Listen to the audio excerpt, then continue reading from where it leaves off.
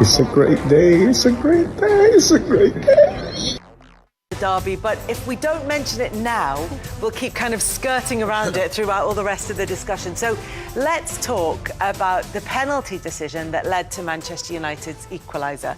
It comes through The offside decision that led to the equaliser. So it comes through to Bruno Fernandes. Looks like Marcus Rashford may have played the ball. In the end, he hasn't touched it, and so he is not deemed to be offside, even though he was in an offside position. You will be aware of this. You will have seen this multiple times across the weekend. What are your thoughts? That's just so confusing, because the reason why Marcus Rashford's interfering with that, because that ball is going through for Marcus Rashford. You look at Akanji, and Akanji's actually trying to play him offside.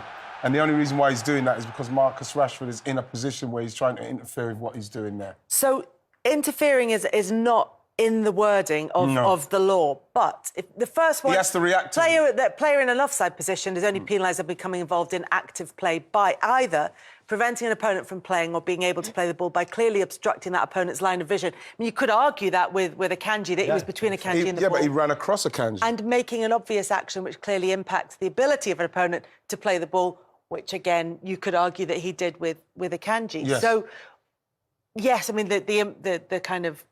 The other way of putting that is to interfere with play. But even by the wording of the law, has Marcus Rashford acted in... Has he covered both those criteria, actually? Yeah, for me. Yeah. In the way that the ball's going through to Marcus Rashford, man. It's played for him. Played for him. Akanji's tried to keep him offside.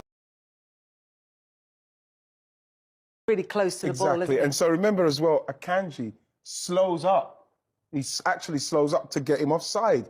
So it's confusing for defenders, because they're still thinking, I've got to play him offside, but hang on a minute, if he doesn't touch it and someone else who's coming from over there it's too confusing. Yeah, it's too confusing. And then it takes the defender's ability to try and play a player offside away from him as well, and take one of the tools out of his toolbox. So I think we've cleared that up, certainly in terms of opinion, if not in terms of what the thought process was behind giving the decision that way. And when we said about the North London derby, there was a real gap between Arsenal and Tottenham in terms of their levels of play in that. This one was much closer. So did this decision have a material impact on the outcome of the game? Manchester United, of course, gone on to win it. Well, yeah, because it was, because obviously Man City, you know, they needed to get something out of the game. They're trying to chase down Arsenal, of course. And they will feel a bit hard done by with that decision. I would have felt disappointed with it. But saying that, you know, Man United and the way they played and the structure that they're playing with now, and the system, they're a different side. You know what I mean? And what Man United showed is that if you're not going to play like we know City can play, with that possession and incisive possession, and then making those chances, you cut it back and then someone's touch. If you're not going to play like that and you get it wrong, you're capable of losing games. And I thought that that's what happened the other day. Man United had their number. They weren't passing through the lines as well. They didn't have a lot of movement. You know, they didn't make enough chances for Erling Haaland, who was making some good runs, but just wasn't found. They're just not quite where they need to be. So I feel that the noise that's coming from Pep, whether they're complaining about that goal or not, is kind of deflecting from the fact that they're not quite where they want to be. And it's very frustrating for them. Not quite where they want to be, Manchester City, but it was much closer in terms of performance between City and United. And so decisions like that can have a real material impact. Whereas if that had happened in the North London derby, gone for Spurs, for example, you would think that Arsenal would be able to come... But what I mean is, if you look at the overall patterns of play, whereas it was much closer in that game, so it has more of an impact. With Manchester City, all the positives, when everything's going well, can be turned into negatives when things aren't going well for Manchester City. So now the concern is Erling Haaland, who is quite clearly a fantastic player and an incredible goal scorer, now hindering Manchester City? Because Pep Guardiola decided in this one, I'm going to answer those critics by, I mean, for a large part of the game, playing him as a false nine. It was very odd. It was almost like it was well, look, he can do this too. And he didn't. Well, for the last 3 seasons in the Premier League, the winners have played with a false nine. Haven't played with an out-and-out number 9, Liverpool and Manchester City, but you can't take nothing away from his goals. But I think it's the positional change has happened, not just in that one game, throughout the whole season for City. it's everyone else. You know, we spoke about cogs. You know, I think City have been so used to playing in a really formulated way. The cogs have been working well, and he's come in and been brilliant. But it's actually affected everything else. I think the stats are down for a lot of the other players around him. But you wouldn't not take him. Yeah. It's just time, isn't it? And again, I think, you know, even for Kevin De Bruyne, after the World Cup, he hasn't looked himself. I think defensively, when I watched him against United, I thought, why are you 3 for 3 at times? You don't defend like this. Or when they played 3 at back the other day, like, there's a lot of things that are changing, not just the number 9 position.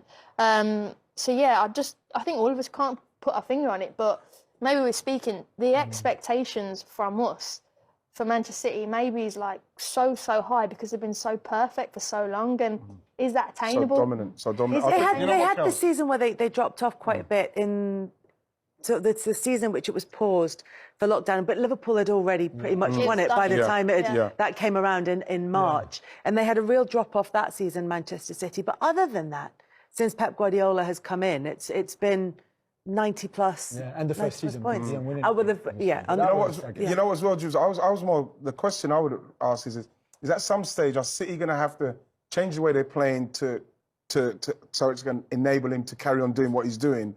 Or are you going to honestly try and change the way that Erling Haaland plays, which is a phenomenal goal scorer who plays on the shoulder, but you're looking at Man City players who are not still recognising that there's space behind for him to exploit, and they're still passing the ball around in situations and in that third of the pitch, just past the halfway line, where he starts to make his moves, and they're not looking for him. So I think that at some stage, that's the question, is that are they going to have to play differently instead of this possession football? They need to get it to a certain place, and then they need to start spinning it in. You know, our mate Jill Scott. Yes.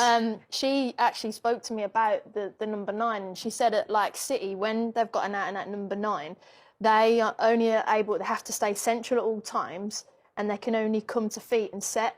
They don't do channel runs. He has to always stay in those spaces. He doesn't, and that's weird because, as you mentioned, Haaland's strengths are at times spinning. Yeah. You're seen as a high line, and why have we not played him? But that I don't think their City's formula, what Jill was saying, was they stay central and they only come to feet, and then the rest of the time you get in the box and you get the tap-ins. Yeah. So don't get involved in the build-up. But the thing is, they talk about a low-touch striker. He had 16 touches, scored like a hat-trick against Forest. Yeah. You know, same like 35 touches, scored a hat-trick. He's not about the linking up play, but talking about City and the way they play.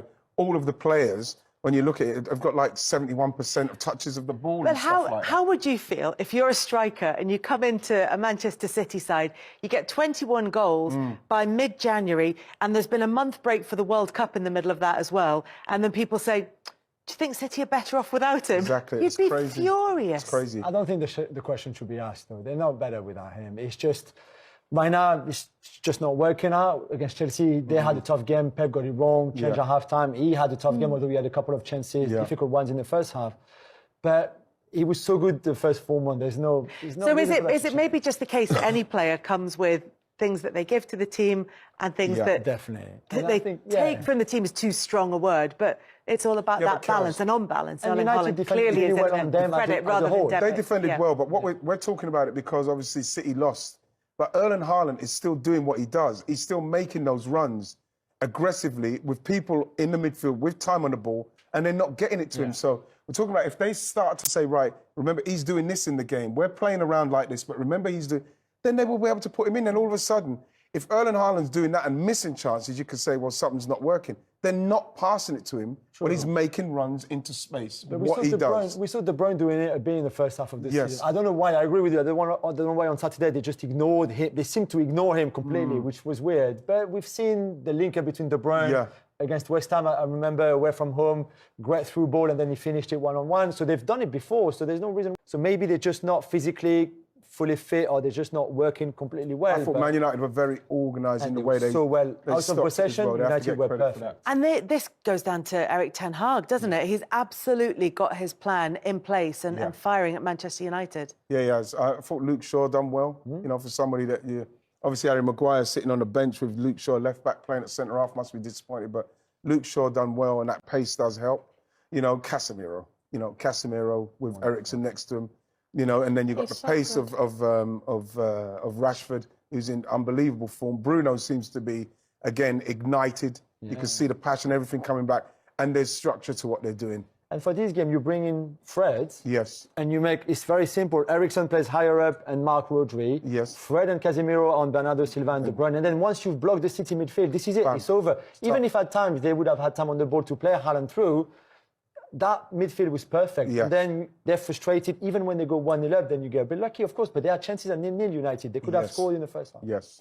And now they're only a point behind Manchester City, 9 points off Arsenal. So if City are title contenders at 8 points behind, and Manchester United title contenders at 9 points behind. Well, it's momentum, isn't it? They've got momentum, and it's looking positive, and they're on the right direction. But you can't rule them out. Well, the thing is, Kels, you got to Man United now, you know, because nobody is speaking about them as title contenders.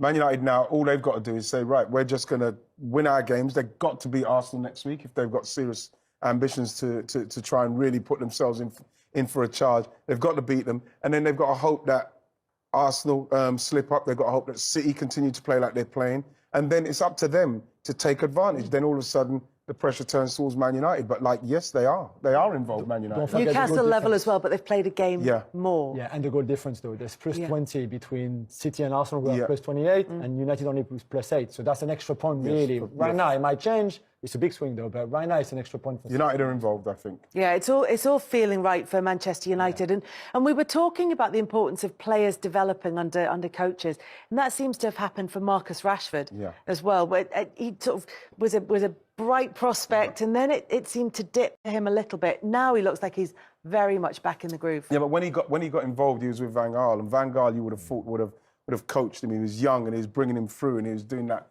scoring goals because he was such a precocious talent, and everything was happening. But then after Van Gaal, with the managers that he had no coaching. He had injuries. He's playing loads of games, especially under Solskjaer. You know, it was the most. He has injuries and form, of course. You know, with nobody actually coaching him and how you're playing. And when you can see now, he looks like somebody who is well coached and knows exactly what he's doing. And now he's thriving. His confidence is thriving. And remember, last season is the first time he had a proper rest and a break, and now he's back. And it's natural that he should be doing this now. People giving him the stick that we're giving him, Kels, you know, it was unfair because we're a young player developing, so many managers not being coached, with everything what was going on in his life, what he was trying to do. Everybody's saying, oh, it's because that's why. It's not why. You know what I mean? He just had a bad bit of form, and he had the injuries, and now he's got a coach who's coaching him. Bam. He's human, isn't he? I think we spoke about it on here before. You look at any industry in life, if you have a career that's going to be 15 or 20 years or 15, to be like that the whole time is unrealistic. And like Wrighty said, with all those circumstances, for a young player, again, sometimes I think it's like we put the expectations on, especially young people, so high. Yes. Like it's Emma Raducanu. Don't let me started on that. Well, that's for our tennis podcast when we go off and do that afterwards. Kaz is absolutely right. The amount of pressure we put on young people, it's unfair. But I also wonder if there's a sort of natural tendency with a young player who clearly has a natural talent for coaches to go, well, they know their job, and almost to kind of not do the basics with them because they think, well, you've already got that. And so that as they get to a certain level, and suddenly they've not been taught the grounding to fall back on when they get to a certain. I'm speculating wildly here and extrapolating from other industries. No, it's a good for example, Benny McCarthy, the former striker, come in and work with Ten Hag, just with the strikers, just with the forwards. It's more than just the strikers. I think Marcus Rashford would welcome that. He would welcome any people saying like, look, let's watch the video analysis of that movement. Maybe you could have run that way, or maybe that. Look at that first touch. Look at this. Look at that. And I think this is great for anybody. I would love Wrighty to be I think. But it'd be too good for the players, though. It'd be bad for their confidence. Honestly, it's like no. But the thing is you're exactly right, Julian. Simply because when you look at the way Marcus Rashford is going through now, the only problem he had with not scoring early, like you mentioned, Man United should have scored, was just that he just needed to slow himself down, because then the poor little touch, and then bam, the goalie saves it. But like you can see that he's thinking about it more, the way he's bending the runs, the way he's laying the ball off, the way he's running with the ball. All these things are things that somebody's saying, no, in this situation, no, run at him. You know what I mean? Like we saw him do it with Everton. If this situation, take him on. You know the player. And so that's what Marcus is doing now, and that's what he's getting, and now we're seeing the best of him. They played Palace on Wednesday. If they win that and beat Arsenal at the weekend, the gap's only a point. Yeah. But I'm just saying these. But in seasons like this, where everybody looks like they have some frailties, Arsenal seem to have got theirs out the way at the early stage of the season. But where it looks as though sides they can all take points off each other. The mere fact that you can say it like that and put it out like that for people to see, Man United will know that, and they'll be keeping that under wraps because they're saying, let's just stay in the shadows. Let everybody talk about Arsenal. Let them talk about Haaland and talk about City. Can they get it right? Meanwhile, yes, we beat Palace. Then bang, we're right amongst it. And then, you know what I mean? They can start. Then we could see how the pressure, how they deal with the pressure, how the players react to it is exactly the same thing what's going to be happening to Arsenal. So it's very exciting now, Kels, but I do hope that scenario doesn't play out. It is very exciting, but the whole of the Premier League feels like it's just simmering at the moment, ready to come to a boil, and sometimes not necessarily in a good way. Certainly there's pressure on a lot of managers at the bottom of the table, and two of them